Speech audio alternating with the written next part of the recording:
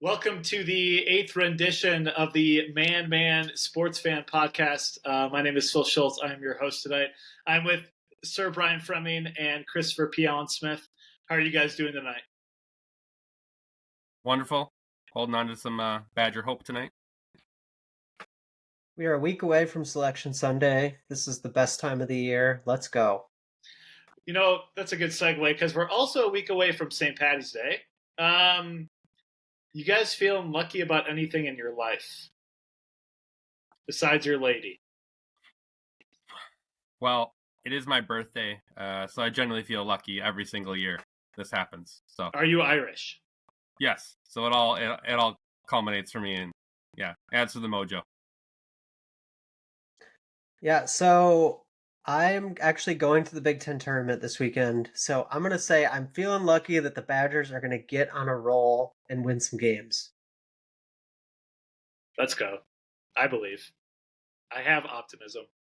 I am trying to buy fish tickets over Labor Day weekend because I want to go to one show and then sell the rest to get my money back. And it's a lottery, so I don't know if I'm going to get it. But I find out in a couple of days. I'm feeling pretty lucky. So You got to beat the bots. The bots always win. I know, but I feel like fish, they don't believe in the bots. You know what I mean? They might be above the bots. At least I'm hoping. Luckiest sports moment you can think of personally or as a fan, and this could be bad or good. That's a great question. I still can't get the 2014 NFC Championship game out of my head for the Green Bay Packers. Plastic onside kick. It's the worst. It was so unlucky. I wish I could think of more lucky moments we've had in sports as Wisconsin fans, Wisconsin sports fans. But, yeah. Ben Brust, half-court shot, Michigan. That's up there. It's up there. Yeah. So when I don't know how old I was, sometime between middle school and high school, I hit a half-court shot to, I think it was to tie the game, to send it to overtime, but it was just a big moment for me personally. That's awesome. Maybe it wasn't lucky though. Maybe it was skill. I think it was just skill. So you should give me a different answer to that question. For me, I thought of the Antonio Freeman catch where he's falling to the ground Monday Night Football against the Vikings, and the ball lands on every part of his body before he literally is laying on the ground, picks it up, runs it into the end zone to win the game. I think Corey Chavis was the cornerback. Does that seem right? It does. I stayed up to watch that Monday night game. Yeah. It was a big moment. I think we were like 10 or 11. Something we were not that old. No, we were not. And it's just always good to beat the Vikings every single time. I never want to see that franchise do anything good, including probably not get Kirk Cousins, which we'll talk about later. But maybe we'll talk about it. Let's transition to Badger basketball. I didn't get the memo to wear Badgers gear. It's fine. Wisconsin finishes 19-12 overall. Lot to say from here. We play in the Big Ten tournament coming up. We are the 5 seed. We'll play the winner of Rutgers and Maryland at approximately 1:30 p.m. Central Time, 12:30 p.m. Mountain Time. How are you guys feeling going into the tournament? Before we get to the past 2 games, we'll kind of recap those. How do you guys feel going into the tournament?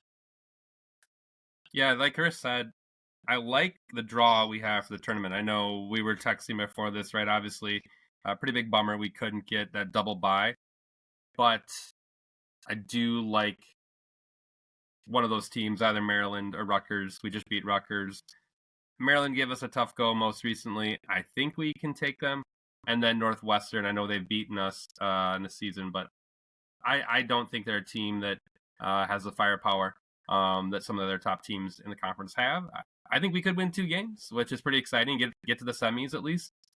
So feeling hopeful on that end. I don't think we go past the semis whatsoever, but I like at least getting 2 wins right now. So that's where I'm at. So I'm gonna make for good radio and go with the reverse. I think our draw is pretty tough. Maryland, Rutgers, two teams we played, both pretty good. I mean, they're talented teams. I don't know if they're good teams. So it's gonna be a tough first round. And then I was really hoping actually we'd get the 6, so that we could play Nebraska in the quarterfinals. But Northwestern, I just watched their game last night. I mean, they shot 70% in the first half. We're really good. So we'll see. I mean, maybe Michigan State can knock off Purdue. We can beat Northwestern and go on a little run. Maybe that's wishful thinking, but I don't know. What do you think, Yeah. Frem? Yeah, I think it's a fair take. I think with Northwestern being probably a really solid team, top 4 team in the Big Ten. I have not recently watched them play, so that's maybe part of my bias is maybe I'm not as tuned into how Northwestern is playing right this minute. I can see that being a better draw with Nebraska after just going to the bracket right now. So it's tough. It would have been great to have that double bye. I think we all can agree on that it would have just been pretty sweet to not have to worry about playing basketball right away and kind of watching the rest of the tournament play out. And so, we gotta earn it right now, and it's gonna be a bit of a grind, I think. And I think it's fair to say, even Maryland or Rutgers are probably gonna give us a good game at least. So I don't think anything's gonna come easy. It's never come easy. I think that's been my tagline about this team. They have to fight for everything they get, and it's just tough. Yeah, I think the one positive of not getting the double bye to try to take the glass half full approach is that you get a chance to beat a team that's maybe not that good, build some confidence. Because if you get the double bye and say you play, I don't know, like Iowa in the first game and lose to them, it just continues kind of this losing trend. So maybe you can spark it against Rutgers or Maryland, maybe get on a little bit of a roll. Be just nice to win a game or two before March Madness, because it'd be nice to win 2 games in a row, to be honest, because I think that's what we're really missing is getting on some sort of winning streak. Yeah, no doubt. I agree. Well, our Philly film man left us high and dry here, but the beat rolls on. It does. So let's talk about the games this week, Frem. We had the game on Thursday where they beat Rutgers 78-66. I would say a tale of 2 halves. First half was a struggle. It kind of reminded me of how they've been playing the last month or so. But then the second half, they sort of reverted back to the Badgers of old, moved the ball really nicely, and really kind of kicked their butt in the second half. So let's talk about that game first. What did you see? What did you like about that game? Yeah, no, I think like you said it. I think tale of 2 halves for sure. I think it's just nice to see us shoot the ball a little bit better. I mean, I think that's going to be our broken record here for Badger basketball right now is just getting some confidence anywhere, somewhere right now. This team just cannot seem to have any mojo. I know personally when I play basketball, you don't see the ball go through the hoop, and you start to just lose all faith in your shooting abilities and your faculties. And so, just even seeing us, 9 3-pointers right here. Just even seeing some production there overall. Store leading the way here, but I think we needed I think we kept saying this phrase like a get back game, a get me right game. We needed something, just clinging to anything. Just we can't keep losing, right? I think any logic just says like if we just continue to lose out the season, you don't have a lot of hope going into the Big Ten tournament, and definitely not the NCAA tournament. So just very glad to see something go right for this team. I think that was the big thing for me. I think safe to say of the 3 of us, I'm the most pessimistic Badger fan right now. So just pretty happy to see any success at this point. Yeah, I would say a couple things that stood out to me for the Rutgers game was one is John Blackwell and Kamari McGee off the bench played exceptional. And it was the first game having Kamari back, and I think we sort of underestimated how valuable he is to the team. Like, take the stats aside, his contributions go deep, and the team gets fired up when he's on the floor and makes plays. And I thought that was good to see. And Blackwell's really elevating his game right now after going through sort of a midseason slump. So I think that was nice to see. I would say the concerning thing on my end right now after that game was we don't really have any depth anymore. And I know we've talked about this, but outside of McGee and Blackwell, who are both guards, like I don't know who else you're going to bring in off the bench right now and get contributions because Nolan Winter's struggling. Carter Gilmore's basically been benched for Marcus Ilver, who's not playing well. Asesian's not playing anymore. Like it's just kind of an interesting.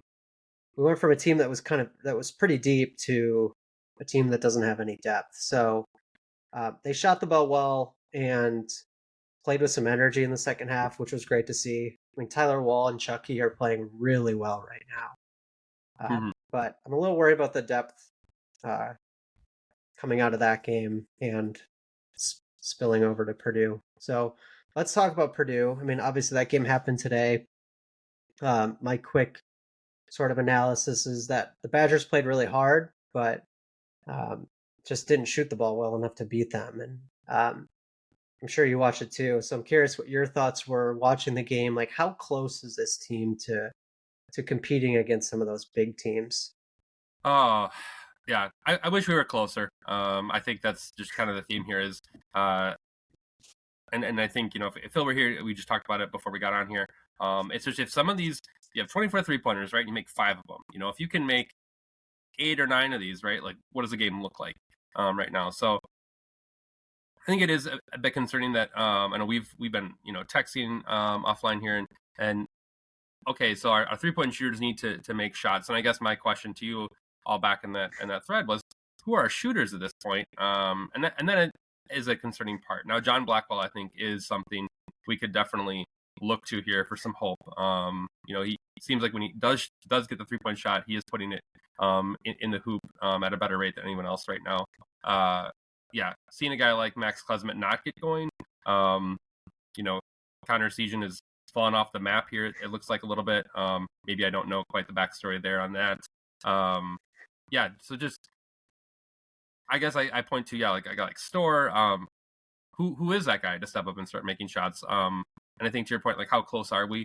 I think if we can play defense, right, which I think many have said lately that we need to improve on, and we can drive to the hoop. I think we can be in most games right now, which is a good thing, right? I think we can play competitively.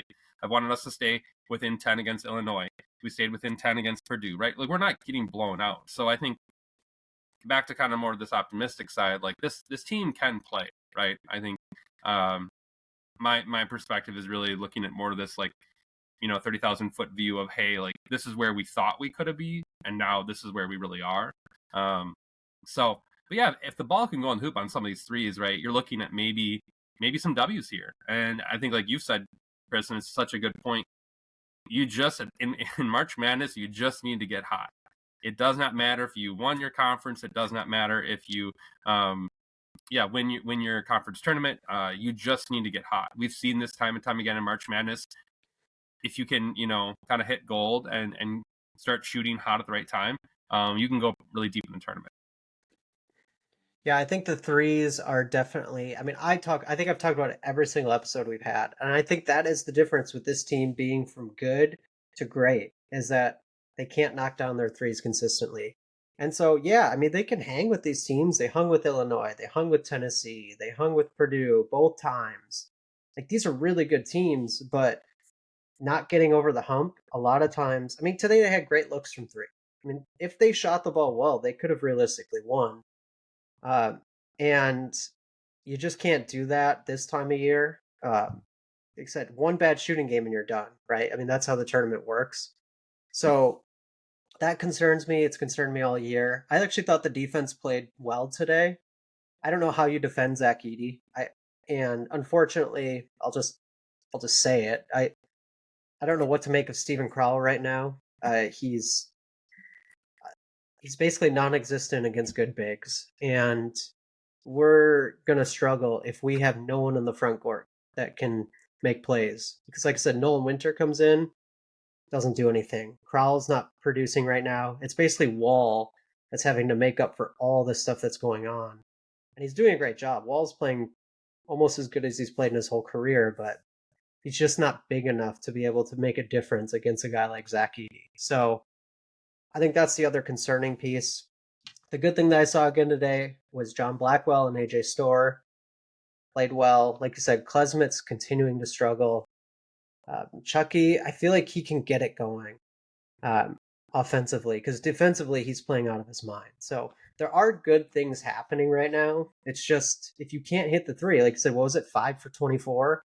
Yep. I think the first matchup we played them, we were like 2 for 20. And you just can't do that against a team like Purdue. So if we can't hit the three, we're going to struggle. But if we can, like you said, if we can get hot, like this team, we've seen them when they play really well. They were the 6th ranked team in the country at one point. So I don't know how close we are to beating those blue bloods, elite type teams, but I do think we can beat some of those, 15 to 30 ranked teams. So we'll see. So obviously we know they're the 5 seed. We talked about that. What are you hoping for? Like get 1 win, get 2 wins? Where do you stand on that? I think we need to at least get 1 win. So we've kind of been texting about this. So I think 1 win gets you to that 6th seed. I think that maybe some pundits are saying where we land right now.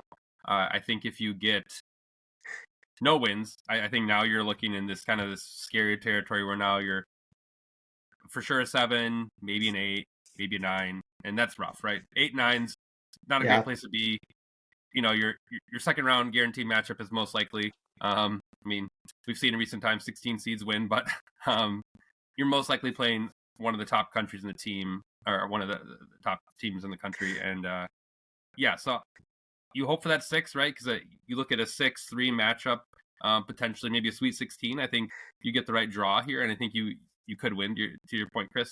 But yeah, I think 7 and especially 8 or 9 are pretty scary. I think so. Got to get a win here. Got to at least get 1 win. Hopefully 2, and then you can really lock in that 6 seed as we welcome our good man Philip back here. Love it. Hey Phil. How's my mic? Can you hear me all right? Sounds great. Love it. Like you never left. I don't have my regular mic, so that's okay. We believe in you. I apologize to the audience. Technical difficulties on my end. Hey, we've all been there. We're back. So Phil, let's bring you right into the conversation here. So we're talking about the Badgers seeding. I mean, obviously, they're the 5 seed in the Big Ten tournament. They're projected right now to be around a 6 seed in the NCAA tournament. Like, what do the Badgers need to do in the Big Ten tournament to solidify, a 6 or 7 seed in the tournament? I think the tournaments don't matter, I think, as much as we want them to. I want them to matter a lot. But it feels like the committee already has decided many things by a Saturday of a lot of these finals or a lot of these semifinal games. So to me, I mean, I think we need to show that we need to pass the eye test a little bit more. Because if any of these committee members watch the last really 10, 11, 12 games, we don't really pass the eye test. Right? I think it was Rutgers' second half where we turned a corner. All of a sudden, we played our mojo. We're moving the ball. We're playing faster. People are taking open threes when they have it, and they're making them. And in Purdue, I think it carried over as well. We just couldn't shoot. I mean, that was the struggle. We just couldn't shoot. I thought we played a little bit more sound. I think we definitely want to win. I think we need to at least win 1 game. If we win 2, maybe we get up to a 6. I think we just have a lot of losses. Right. If we win any of those really close road games, whether it's Nebraska, Iowa, Michigan, Indiana, you name it, maybe it changes a little bit for us. But I think we're probably locked into either a 6 or 7, and I don't know if there's a ton more we can do. Now, if you go and win the whole Big Ten tournament, that should change our seeding a little bit. Get up to a 5, something like that. I think we're probably still locked into a 6 or 7 for the most part. But man, to put 2 good games together, even if you lost to Northwestern, man, I mean, that's ideal. I think just even for some momentum going into the tournament itself. Yeah, that's kind of where I'm at. Is I think you got to win 1 game, like you said, sort of past that quote unquote eye test. And Northwestern's a good team. They're a tournament team. If we can play well against them, whatever happens, I don't think that changes our seed per se. But it's interesting. I tweeted out today that, during this stretch, if the Badgers were even an average 3-point shooting team, I think they have at least 3 more wins in that stretch. So we'll see. You can get hot at any time. It's a neutral court. That's the thing I like about the Big Ten tournament, is you're not going to get, like we saw today, the refs kind of giving in to that home crowd and getting sort of that home court advantage. It's a different court that no one's played on. So it's just a matter of who isn't scared of the lights and just kind of gets it going. And we always see a team every year that makes a run. So I don't know. Could be us. Yeah, I think to me too, I think John Blackwell's the most important player on our team. That's what I've realized the last 2 games. When he is playing well, when he's moving, it changes our team, which is just bizarre. You wouldn't have thought. You'd think Storr, you'd even think Klesmet, based on some of the run he went on. I mean, Chucky's going to be a mainstay. Wall, for the most part, is going to be a mainstay, except on senior night. Crowell, who knows what you're getting. But if John Blackwell comes in and plays really well, that changes our team. I don't know what to say, but we play better with him on the floor. For sure. Yeah. Gotta love how we think alike at times. I think you definitely nailed some of our points already, Phil, without even knowing what we said. That's what's up. And Crowell. So, yeah, you're right on point. I said basically what you had said before you hopped on, is we got to get at least that one win, and hopefully that 6 seed. I mean, I think the hard part is you drop even to 7, especially 8 or 9. I think it's just that tournament draw is pretty brutal to try to make it to a Sweet 16. And for me, that's the goal here. Like Sweet 16, I think guard comes back. I think you can say this season was somewhat of a success, I think, if we make it to a Sweet 16.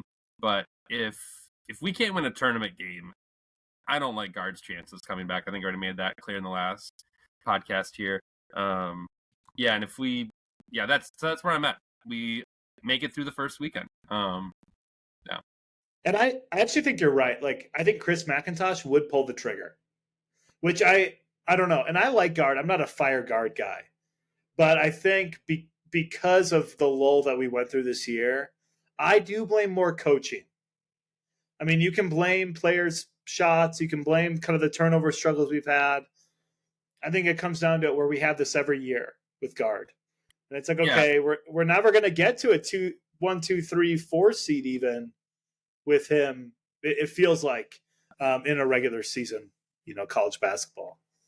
Yeah, just like a quick take. So, living in the Milwaukee area, surrounded by a lot of Marquette fans, and if you guys paid attention to our neighbors over there and the state how their season has gone, and I know clearly not about them. That's okay.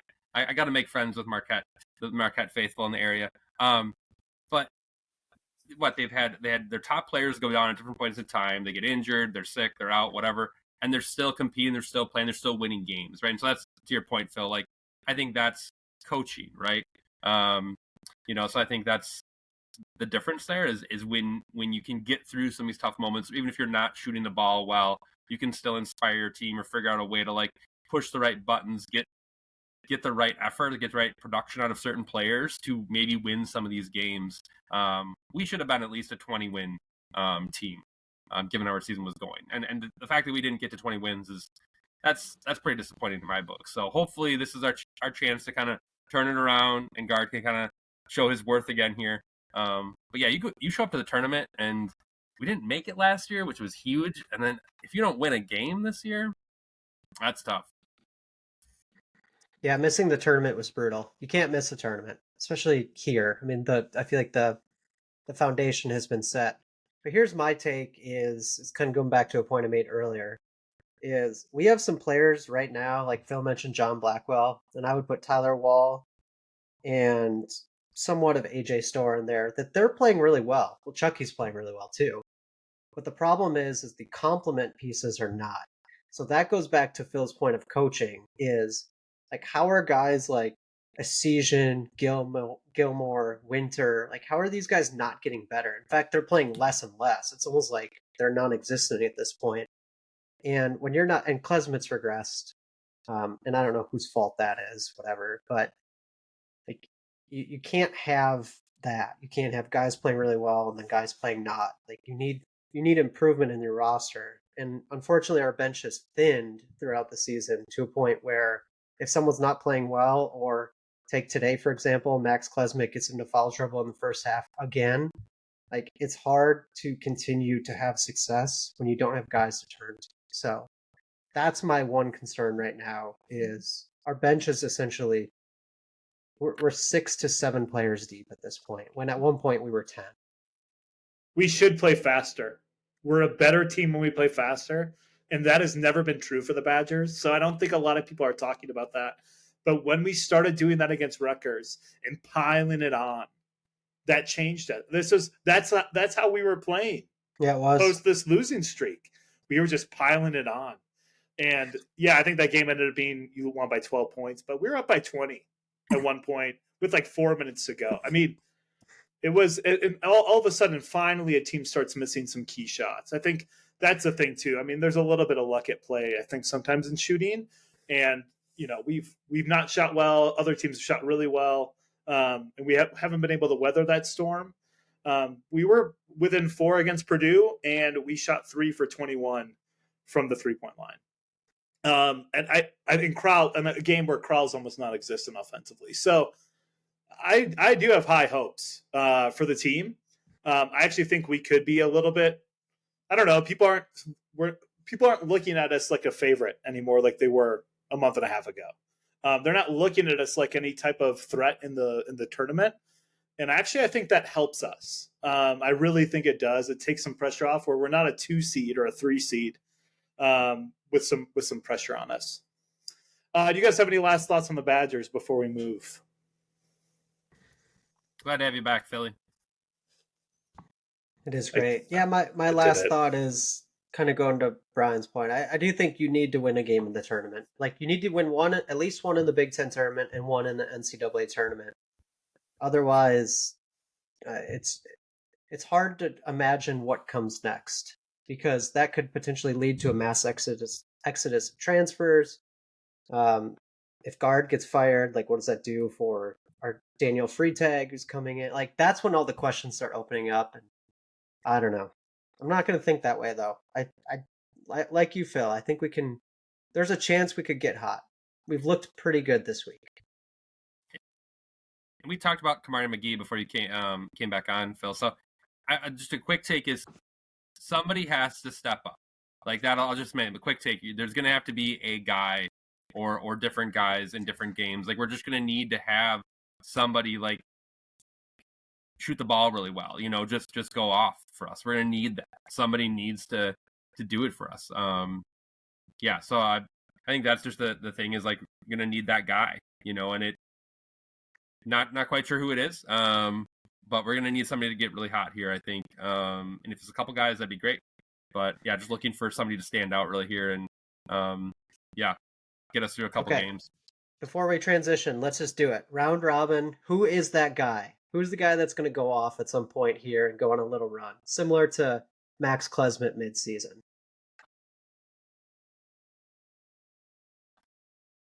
I'll go AJ Storr. I think he's going to break out again. I know he's playing really well points-wise, but I think he's going to elevate his game, like scoring 20-plus in the tournament.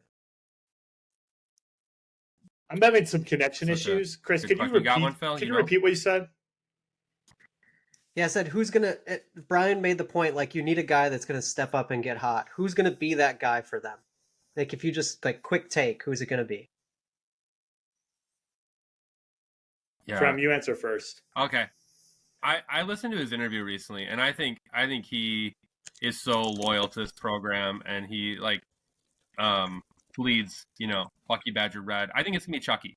I think Chucky is just, I don't know, when I heard that interview, and, they're struggling, right? I think we've talked about this. You need leadership right now. You need somebody to just, take it and go, lead this team right now. I think Chucky has the right leadership right now, and I think Chucky's not going to go – he's going to go down swinging, I think. So if there's a guy who's going to get hot and really, try to step up into the moment, and we've seen his highs and lows, right? We've seen him go up and down. We've seen him do basically nothing from a point production standpoint and do almost everything. So, Yeah, I'm going to go Chucky. I like it. I think we lost Phil. Phil, I think he's Phil going like to say John Blackwell, though. I feel I know, like he was, I know. I know. I wanted to save it for him. Yeah, Yep. So we'll say Phil's taking John Blackwell, which is we a good will. take. Nice job, Phil. We like that. Love it. All right. Well, So let's transfer to NFL free agency here. love it. I'm going to step up and be the host. I know Go for it. Phil is the host. I'm going to do my best to be half the man he is. It's like backup QB coming in. Right. Shane Falco coming in. There we go. So NFL free agency, we're kind of at a fun point of the season where like the rumor mill is swirling, right? And moves are starting to happen. And Phil's back, so we're gonna put him in the rumor mill here too. But like, what are some moves or what are some kind of notes that you're hearing that is standing out in your mind right now? Yeah, so I'll give Phil a time to adjust. I just want to let you know, Phil, we called Chris the backup quarterback when you leave, so this is kind of a fun dynamic. We got like a 2 QB system here, so like it's Phil, and then you got maybe the running quarterback coming in here with Chris. So love it. I just hope the system fits my game, but we'll see. I hope it does too. Yeah, I think the biggest thing right now, I know we have some guys retiring, and Phil just can't seem to keeps getting injured. I don't know. But anyways, I think the QB scene is the most fascinating thing right now in NFL free agency. I know all these guys got tagged. The RB scene is something you could definitely argue is extremely fascinating. The RB market is just like wild in terms of just like no one wants an RB, no one wants to pay an RB, and it's just like everyone's now on the market, it seems like. But yeah, QBs for sure. I mean, Justin Fields is just so tired of being talked about and the trade potential there. You got a handful of teams right now that really need a quarterback, and they really are kind of at this crossroads of defining their franchise. You got the Commanders, you got the Patriots, you got the Falcons, the Broncos now.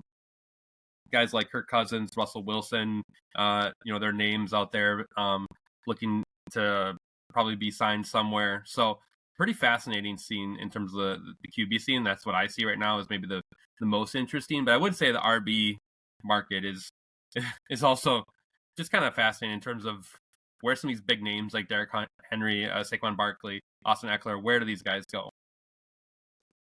Yeah, I'm the same with you. I think the QB market, I mean, this is as exciting of a time to be in the QB market probably ever in the history of football. Like, if you think about the names you mentioned that are free agents or most likely going to get traded, and then you think of how loaded this incoming draft class is on paper, I mean, this is probably the most exciting time. If you need a quarterback, you have options right now. And there's a lot of teams you mentioned that probably could be pretty good teams, like the Falcons could be a really good team with the quarterback. And we'll see what the Broncos do, right? They're paying Russell Wilson are they paying like $70 million over the next 2 years? I mean, it's pretty insane. So I think I'm closely watching the QB market. I think you make a good point on running backs. There's a lot of really good, talented running backs. And the question is anyone going to pay them? And if so, like, what's it going to cost? So I'm keeping my eye on that. And then selfishly, just from a Packers point of view, like looking at the safety market, there's a lot of really good, interesting safeties that I think are on the market in free agency here. So those are the things I'm keeping my eye on over the next couple weeks. What about you, Phil? Welcome back. I'm glad to be back. Yeah, obviously really excited about safeties, excited about running backs. And I think the Packers could make a splash on running back. It actually wouldn't shock me, especially if they're able to get Aaron Jones' cap number down. But yeah, in terms of safeties, I mean, that's where it's at. It could be double dip. It's definitely possible. I know that it feels like the safety play we've always kind of done with what we can. I mean, Charles Woodson's like really the last good one we had, and he was kind of a hybrid safety. Nick Collins, Packers history, he was obviously really good. Man, we just haven't had a dominant safety in a long time. Could have drafted Derwin James, traded back up to get Jair Alexander. I think that worked out. But it's like, yeah, Darnell Savage just wasn't the answer. Now, was it scheme? maybe. I mean, the scheme has always been pretty lackluster for safety play. Playing pretty back, a lot of quarters, that kind of thing. It's going to be a lot more of an aggressive scheme. So, yeah, it feels like safety is going to be the thing that they're going to focus most on. Yeah, it's interesting. There's a lot to follow over the next couple of weeks. Obviously, like I said, if you have the X, keep refreshing over the next couple of days because it's about to get pretty wild. Let's talk about some moves that have happened at this point. I mean, obviously, some are recent, some we've probably kind of known about for a while, but are finally happening. Let's talk about Baker Mayfield to the Bucs. So let's just play a game here. 1 to 10. How impactful is this move? Baker Mayfield re-signing with the Bucs. Frem, let's go with you first. Yeah, I'll go as high as I think an 8. Maybe even I could even go a little higher. I think the Bucs coming off of being in the divisional round, you got to look at them as the favorite to win this division right now, with everyone else kind of scrambling to figure out what they're doing with their franchise. Panthers, worst team in the league. Saints definitely underperformed from last year. Derek Carr experiment not going so well. Falcons are totally regrouping this year. So you got to see the Bucs. We'll talk about Mike Evans here, hopefully, but you have Baker, Mike Evans coming back. They tagged Winfield here. So this team is reloading. I think they're going to be a contender. They should win their division probably. So I'd say they got their guy. Pretty fascinating, though, to see Baker go from number 1 overall pick, all of us losing all faith, myself included, probably leading that bandwagon of, anti-Baker, he's not that good, to then, seeing him almost be a journeyman quarterback to now, getting the bag, so to speak. So pretty crazy. But I think it's a pretty big move. And yeah, I think seeing what Baker did last year and how they competed, it's pretty impressive. Yeah, I'm with you, I think they're building something. I mean, I give it a 9. I think them getting him at that number 2 is like pretty good. It's not a crazy contract. It's probably the right contract for what he deserves, what he's earned. He's had actually a couple good years within this whole, kind of saga from the Browns to the Rams to now the Buccaneers. And so I love it, especially pairing it with Mike Evans. I love it. And I think they'll be better than 9-8. I bet they'll be 10-7, could be 11-6, because I actually think Todd Bowles is a pretty good coach, and now they have some continuity there. Yeah, I was going to go 9-2, and Phil, I was going to use the word continuity. I'm actually really disappointed in you, but I think what are you going to say now? Yeah, bringing the band back together, re-signing Baker, I think is a great move. That team should be pretty good. I don't know if they're Super Bowl good, but definitely playoff worthy. And then we've seen it. Whatever, you don't know what's going to happen. And I think we kind of talked about Mike Evans too. I think it was a nice re-signing for them. Like I said, bringing the team back. So let's talk about the Eagles, because the Eagles fascinate me. Like, I'm curious where this Eagles organizational direction goes at this point with how they collapsed last year. So Jason Kelce and Fletcher Cox retire. What are you guys thinking about these? Yeah, I'm gonna go kind of, where you were with the Bucs. It's probably 2 double 9s right there. I think these guys were staples. These were their veterans that held down the fort, were their leadership. Really were manning both trenches, so to speak, for them. And I do not think they're the same franchise after losing these guys that are gonna, Kelce obviously inducted into the NFL Hall of Fame. Both of them probably be inducted to the Eagles Hall of Fame. So, I do not think the Eagles are going to be a top NFC team next year. It's going to look very differently, and they're going to have to really figure out some things. When I think they brought back 36-year-old Brandon Graham, I think they're just trying to hold on to anything at this point to have a semblance of, like, who are we? What's our identity next year? So if you're a Philadelphia fan, you got to be hurting right now, I think. Yeah, it's like the Nick Sirianni thing is like so weird, because last year, I mean, it was just so like, oh, like this wonder child, kind of like he was kind of mocked when he was first hired, and then came to be like a pretty prominent head coach that people trusted. But it just is crazy how much coordinators matter in the NFL, because you lose both your offense and your defensive coordinator from the year before. And yeah, you were winning games at the beginning, but you didn't look great. And I think everybody kind of saw the writing on the wall. And then they go through this huge skid. So I'm with you. I think it's a big deal. I give it an 8. 8 for each, because they're older. Kelsey was still playing at a pretty high level, and I think Cox was too. But he was probably starting to decline a little bit here and there. But you're right. What is the identity? Does this team have the trust in their head coach? Is this just media talk? Right. A lot of NFC East is covered on ESPN, on kind of the major national airways. So they're still going to be good. There's a ton of talent there. Jalen Hurts, I still think, is legit, actually. But I think this does hurt them, especially in the leadership. Yeah, so I'll be lazy and I'll just go double fives. I think they were probably planning on both of these guys retiring, so I'm sure they've been thinking about this for a while. But my concern is more with the organization. Like, will this team ever be elite again? And I don't know the answer to that. I would actually lean towards no, because I don't trust Jalen Hurts. And like Frem and Phil, like you said, those were leaders that you need on a team. Especially a team that has guys like AJ Brown that probably need people around him to have him chill out at times. So we'll see. I think the Eagles are definitely one of the more fascinating stories of this upcoming year. Let's talk about the number one, probably free agent on the defensive side of the ball, Chris Jones. Just found out last night he re-signed with the Chiefs. Frem, where are you at on this one? Yeah, I think I'm going to be maybe a bit of a broken record here, but that leadership matters, and he's a face of their franchise. I think with him holding out last year, there's this uncertainty, and I don't think they're the same team without him. This team is trying to do something that no other team has done before, go for that third Super Bowl in a row. They need Chris Jones back. I'd say 9.5 here, as high as you can go without going to 10. Yeah, it's huge. I think, but bringing back everyone, I think is going to be huge for them. I think that's what they're trying to do. You see what they're doing, signing other guys on the defensive side of the ball right now. They have a formula they have, I think, figured out here, and they're trying to do something really special. So they need Chris back. I mean, Chris Jones is super good. The contract is 5 years, $95 million. Now, I don't know what the particulars are of the contract, but I think it's actually too much money for the amount of years.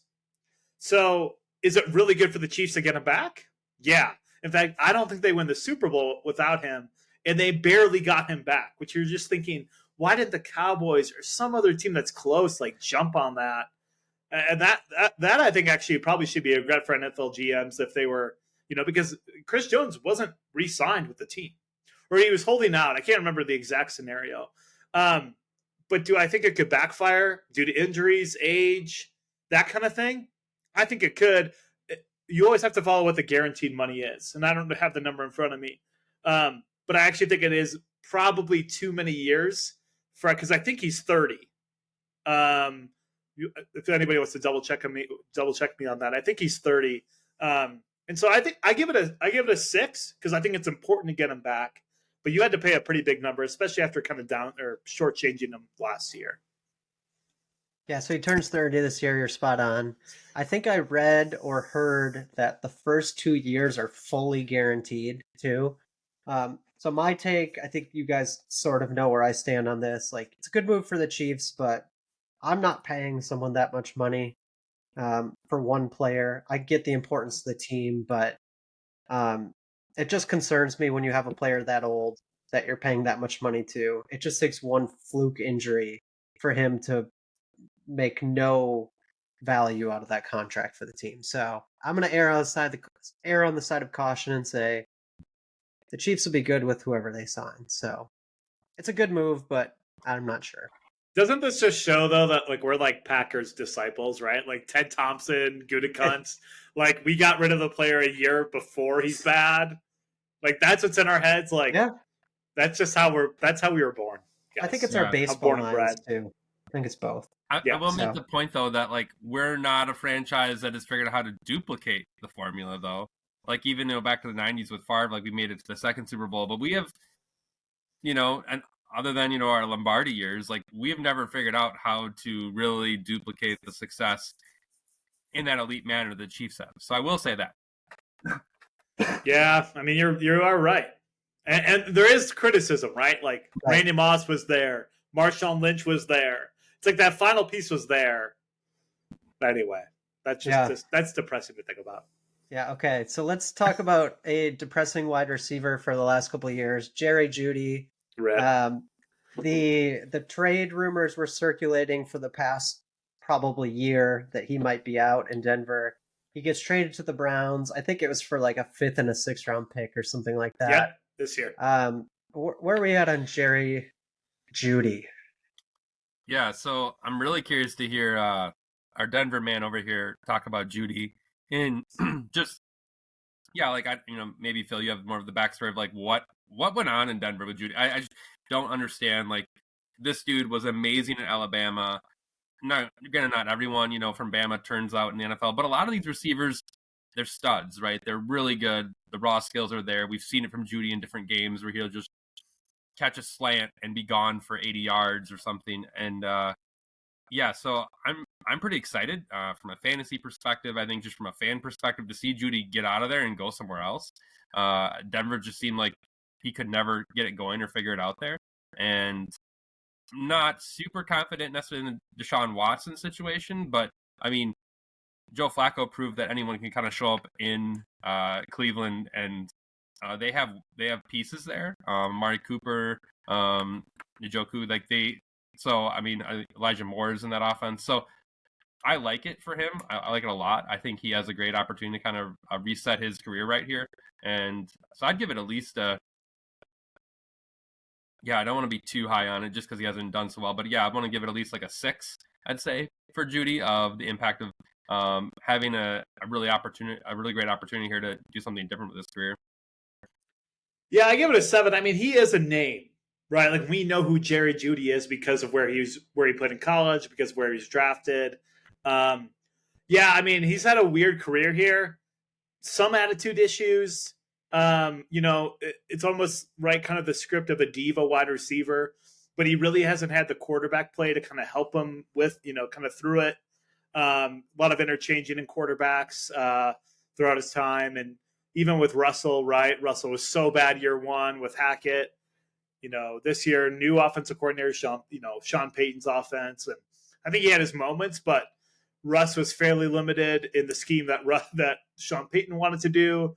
And so I actually, the Broncos, it's a loss for them. They got a 5th and a 6th back. I think he actually still has a lot of talent, just wasn't utilized right. Probably the pressure was too high. Not a great situation with where ownership was and coaching, all these coaching changes, etc. So I think for the Browns, it's pretty low risk. You give up 2 day 3 picks. And I think he is talented. I think by far he's he'll be the number 2. I don't think Elijah Moore touches him. Njoku's very, very good. We see that. And I bet Watson will use him, but man, to surround Watson with a fairly low risk acquisition here. They'll probably extend him. I think it's higher if they extend him and they're able to actually have more than 1 year with him. He's playing on the 5th year option, I believe, this year. So I give it a 7. Why not just see what you got? Because I think the talent is there. And before you go, Chris, I'm going to jump on that bandwagon. I could even go a little bit over a 7, like 7.5 here. He's 24 years old. I just looked up. That's incredible. Age matters in the NFL. We all know that, especially those skill positions. Speed, versatility. Being able to bounce back from injury. 24 years old. This could be a big steal, I think. I would not be surprised if he goes off in Cleveland. 24 years old. Yeah, that's some great youth to have. Yeah, Frem's really taken the game to heart here, throwing in some decimal points. So we're at a 0.5 here. Oh, yeah. So here's where I stand. For the Browns, like you said, Phil, low risk. Gotta love the low risk move. However, I don't know if he moves the needle for that team quite so much. Just in terms of, I don't know what his volume is going to be on that team. I'm assuming Nick Chubb's going to be back. They want to be a run first team. So I'm not sure if we'll really see how good Jerry Jeudy is. I'm just naturally more down on him because, like you said, it's sort of the personality stuff that I don't know if you can fix those things, especially with wide receivers. So it's a good move for the Browns in terms of what they gave up. I'm just not sure if Judy will be anything more than, say, a number 2 receiver. So we'll see. Let's stick with the Broncos. Let's talk about Russell Wilson. We kind of all knew this was coming. He was going to get released. He was. They're taking a big cap hit. We don't know where he's going to go yet, but let's assume. Let's play this game. Where do you think Russell Wilson ends up, and what is his impact for that team? Yeah, so just hearing where he's been so far, I even heard he went to the Giants just for an exploratory meeting, which that's pretty interesting to see with New York. I know they have Daniel Jones there still after they signed him to some big money. So, yeah, we talk. I can see the Commanders trying to go after him. I cannot see the Patriots going after him, given where I think they'll go maybe in the draft. Falcons maybe in the conversation. I think Pittsburgh. I think he had the visit with Pittsburgh. I think Pittsburgh is a team for him. I think that organization wants to be good and they want to be good now. I don't think Pittsburgh fans have any patience. I think they're kind of like a Dallas Cowboy fan or a Green Bay Packer fan. They want to be good now. They want to be competitive right away. I think they have some pretty interesting pieces there. And I know their offensive coordinator situation was pretty hairy last year with Canada and getting rid of him. And so I don't necessarily – I'm not sure if they'll be good given that situation. Because to your point, Phil, it really seems like Russ needs the right coach to be good. So I'll give it about – I'll stick with my decimals here. 5.5. Give it a 5.5 in terms of impact. But I do think Russ makes them a wild card team at the very least. Hey, so I just typed in Russell Wilson's name, and he signed with a team. So No way. You say the Steelers, Brian. Chris, who do you say? The Patriots. So those two are in my head too. He did sign with the Steelers 3 minutes ago. Lock it up. That's unbelievable. Called Yeah, it. so called it. I think it's a perfect fit with Mike Tomlin. Man, it just for him, he can actually win a championship. Here's a little in Pittsburgh. That's incredible. Yeah, we just willed that thing. Yeah, that we were right on point there. So I mean, but I want to get to the Broncos side of this. This was a complete sham. This was horrible management, horrible planning. Sean Payton should have handled this way better. So you pretty much decided that we're going to take $85 million in dead cap for this year, punt on the year pretty much, because I don't think you can get a guy in there unless you think JJ McCarthy or Penix or Nix, one of these guys can do it. So boo Sean Payton. I mean, the Broncos have turned into a joke nationally, and it's deserved because of how they've handled certain things like this. And they 100% overpaid for him. I mean, it was almost like they were betting against themselves, and like everybody and their mother knew that they were going to trade for him. So, granted, they thought they would get Rodgers. That was probably bad timing for them. But, man, I think it's a joke. So I'm happy for Russ. Let Russ cook, man. I'm with you. I'm happy for Russ, too. He needed to get out of that. Why the heck are you trading for Sean Payton if he can't work with Russell Wilson? Like, it's stupid. It doesn't make any sense. And yeah, as a sort of lifelong Bronco fan, as my second team, it's a dumpster fire. No one likes the Broncos anymore. The contract, so Frem just put it up here, one year, $38 million. He is making money, man. He's making double income. Because he's getting it from Denver too.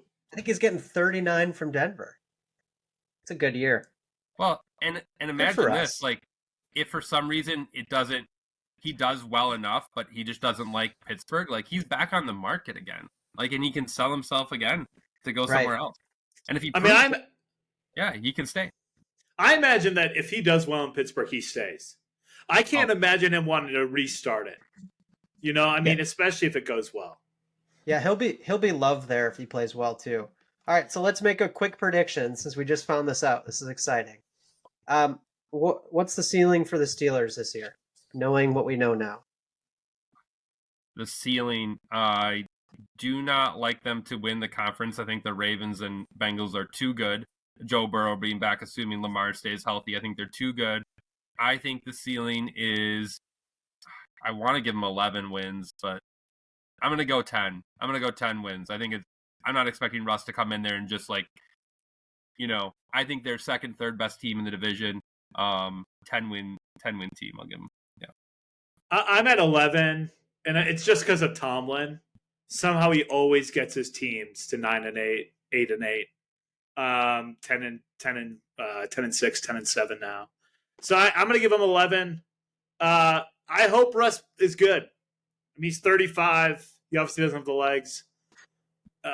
We just love Russ because, we grew up with Russ in college.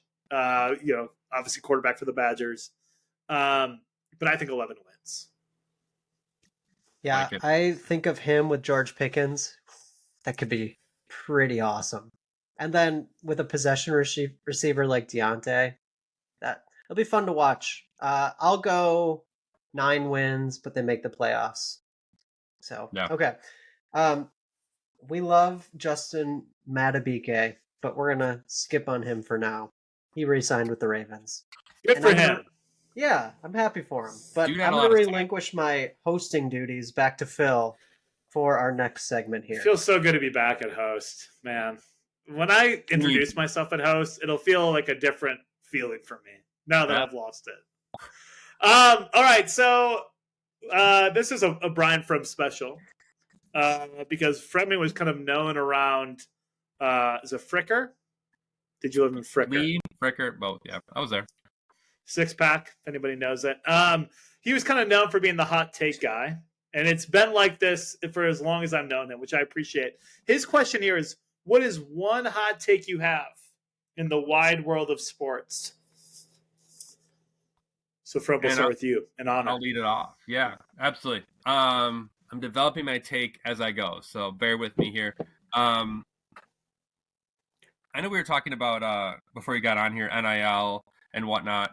And I think there's a lot of opinions as to like how that changes the game and whatnot. My quick take is just on like the March Madness scene. I think is one of the purest and best sports experiences you could ever find. I think, yeah, with NIL right now, I mean, obviously there's these teams that are stacked with graduate players and seniors and have all this experience. I think it adds to it for sure right now. But it's so different than the NBA game right now, the professional game. It's truly a team sport. It's all about who's getting hot at the right time. We're seeing 15 seeds and 16 seeds now defeating blue blood programs. Just the drama, the madness, the amount of games in the time frame is just something that I think encapsulates our country. Gets people to fill out brackets. People are filling out brackets that they don't even know the teams. There's such a buzz around it. It's such I think really a quintessential time of the year. And so, yeah, I think there's nothing like March Madness, and they've really cornered the market on, I think, one of the best sports experiences. Because they get you watching teams or players that you don't even know or maybe care about, and you're just loving it and eating it up. So March Madness, yeah, it's just one of those experiences. I think that there's nothing else like it. And I think I'd say, yeah, it's the best sports experience out there in our country. So your hot take is not only is it the best sports experience, but that the NCAA is actually doing something good and has done something good. I think so. I think and I think we can debate about NIL and what that all is and what maybe it's not good for the game, but yeah, I think even now you have players staying in the game or transferring to teams and getting maybe better teams right now, and some of these schools that wouldn't have been good are now competitive. So yeah, absolutely. I will attach that take. I agree. I think the NIL has made college athletics, there's been more parity, which I think is good for the game. Granted, it's hard to be a fan of a team knowing you could lose players at any point, but it's helped kind of level the playing field a little bit. My hot take is that the Baltimore Orioles are going to win the 2024 World Series. I've been watching Jackson Holiday go off in spring training. I look at all their prospects they have coming up with like Kobe Mayo, Colton Cowser. Last year they had Grayson Rodriguez and Adley Rutschman and Gunnar Henderson, Jordan Westberg. I mean, they traded for Corbin Burns, which we talked about. I think they have to fix the bullpen a little bit, but if that team can come together, they're young, they don't know any better. Like, I think they are the most dangerous team in the AL, and they're going to win the World Series. Yeah, I just think a quick hot take is they could probably, I bet they win multiple World Series in the next 5 years. Yeah, they could be a dynasty. It's possible. That'd be awesome. Camden Yards is by far my favorite. Awesome. My favorite baseball experience of any stadium. It's like not, and I love Wrigley, but man, Camden Yards is special. It's cool. Yeah. So go if you agree. haven't. My hot take, a couple things come to my mind. I think Boston wins the NBA championship this year. I think they finally get it done with Jaylen Brown and Jason Tatum. But that's not really that hot. I think what happens in college football, and I was talking to them about this before the show started, I think college football drastically changes in the next 5 to 10 years. Most likely, what I think would be really cool, and I some would steal this from Dan Patrick, but I think it's escalating this way. Dan Patrick's another good sports show. You should listen to it. Is that college football becomes a tiered system outside of the NCAA that'll be governed by some of these top commissioners in the Power Five.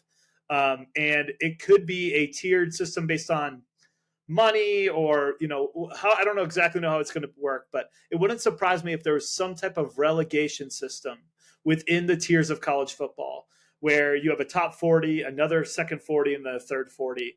And you could rise the bottom 5 or the top 5 spots of any league could raise up to the next tier. But I think college football and the way we understand college sports will change, but college football in particular, because it's the moneymaker. I really think it changes, and I think the Big Ten and SEC finally starting to talk and meet, which I think came out a couple of weeks ago.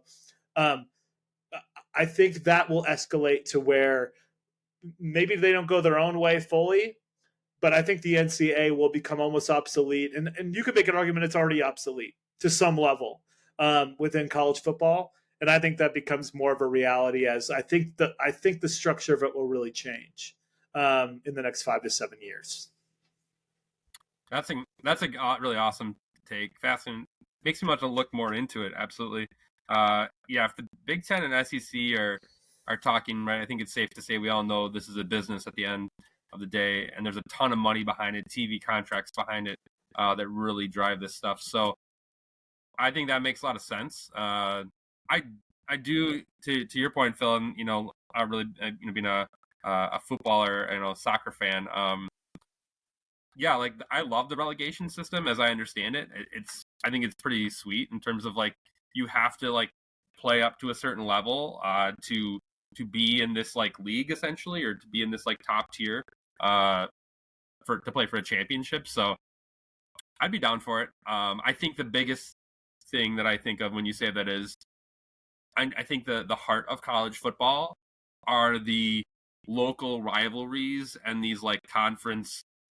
Every year, like the Badgers are going to have this Axe game. Every year that, I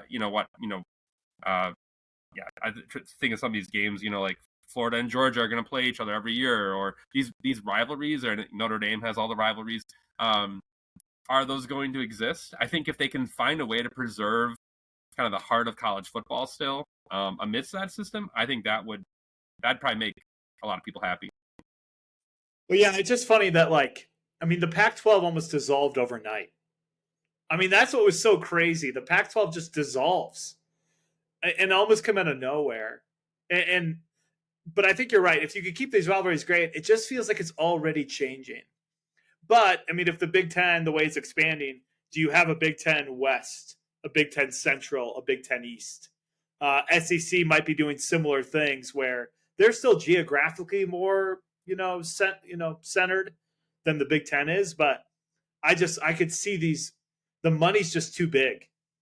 And all these different schools are looking at these TV contracts, and they are following the money. It's not about the rivalries as much as we want it to be.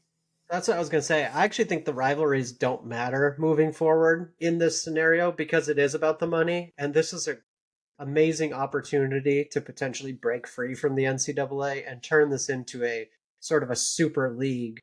And we love the rivalries, but at some point it's not going to matter. Well, I just don't think the students care as much.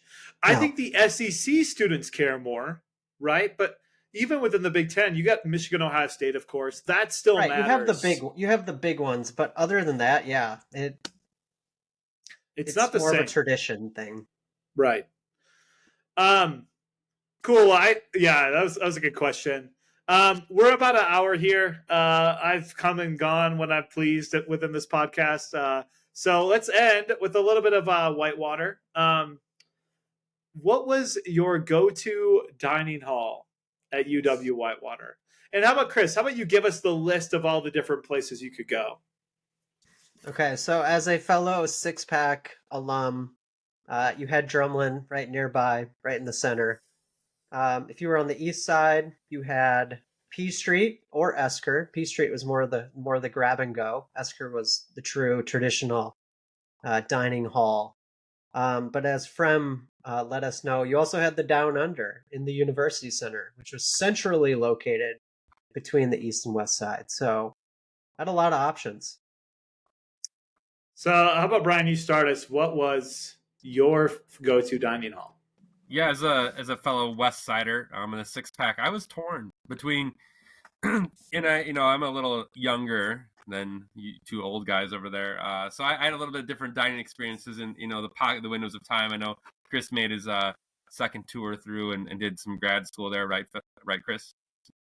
You came back around, so maybe Chris knows more than we do now. But I thought about it, and I'm thinking, what was like the most special place to go to? And I thought of it was like that Friday night or a Saturday night where you had time, and I think it was even Thursday. They do their like bingo or their different events going on down there in the UC, and you maybe spend a little extra money or something, and go get a pizza. They had different stuff. They rotated over the time I was there. Like they had pizza down there, different like wing options. I remember were really popular, and whatnot. And it was just like kind of like different, a little special. It was like kind of different mood lighting down there. I think if you did a date on campus, you probably went to the Down Under. They called different things. I think they had Uno's when I was there. They had some other places when I was there, but definitely just kind of that like more that fun dining experience, I'd say, at Whitewater. That kind of got you out of maybe your rut of just kind of getting the old usual at one of your local more like cafeteria experiences. So it was like going to the mall where you get the mall court, which is always a fun experience growing up. So I will say I agree with you, Frem. I went on some dates at the UC and went there, and used the RA meal plan. And before it was Uno's in the Down Under, they had the best wood fire pizza. Like when it first opened, it was so good. That's what it was. When they went away from that, it was disappointing. Mine is Drumlin because it's nostalgic. When I was a freshman, our floor would go there every night at midnight to get some late night Drumlin. It wasn't great for probably the LBs, but was good for the camaraderie. You had the food options. Their pizza was not good. That's the one thing. But they had the subs, the burgers, the chicken tenders. There was a guy, Phil, I don't know if you remember this, who worked, his name was Jerry. He worked at the sub place. And he always asked the same questions every time when you were getting a sub. And when he said cheese, he'd always say, cheese? It was amazing. It's a memory that will live in my mind forever. So Drumlin, it was a quick and, you could get any type of meal there. So Drumlin. Yeah, this one was hard because I, was in the 4-pack, or I was in Wellers my freshman year. It was awesome. It's where I met Maddie G. It was great. And so we had Esker over there. So that was really my first dining experience. But honestly, I have to go Drumlin because I'd be at Frisbee practice from that's Ultimate Frisbee, not to be confused with Frisbee golf or otherwise known as disc golf. Sorry, Chris. And so I'd have Frisbee practice either from 3 to 5 or 4 to 6. I get done, and it was like, oh, I need food now. I need to go now. And I hung out with all these dudes that a lot of them lived in the 6-pack, right, that were on the team. And so we would walk over to Drumlin, and I would get half fries, half tots with the chicken tenders. And Tots were so good. And it was good every time. Like, I never got sick of it. I never wanted anything that different. The burgers, they're fine. I would not get the pizza, like Chris said, but man, going to Drumlin at that time was good. I was super hungry every time. And then also it was hey, I went out with friends. We were at a house party or something, and we got to go to Drumlin. You wouldn't go to Esker. I don't even think Esker was open. You'd go to Drumlin. 2 a.m. Drumlin, 2 a.m., baby. Yeah, it was incredible. So Drumlin was the way to go for sure. Do you guys have any last thoughts on the UW-Whitewater dining experience? Before we did work at Drumlin my freshman year, so I know what you're talking about. That pizza was not very good. I tried to make it better. The ingredients are not good, or they were not good at least. Yeah, it was pretty sweet to kind of be behind the scenes and see some of that stuff. Their breakfast sandwiches were pretty solid. Oh, they were so good. Yeah, Drumlin, and yeah, that nothing like the 2 a.m. experience. They usually hook you up.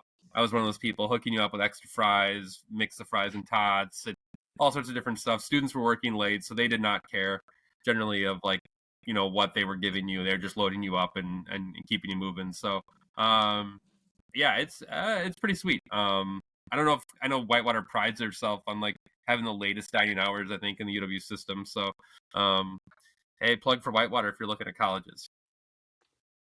Yeah. Yeah. So I got one last take. I want to give P Street some love.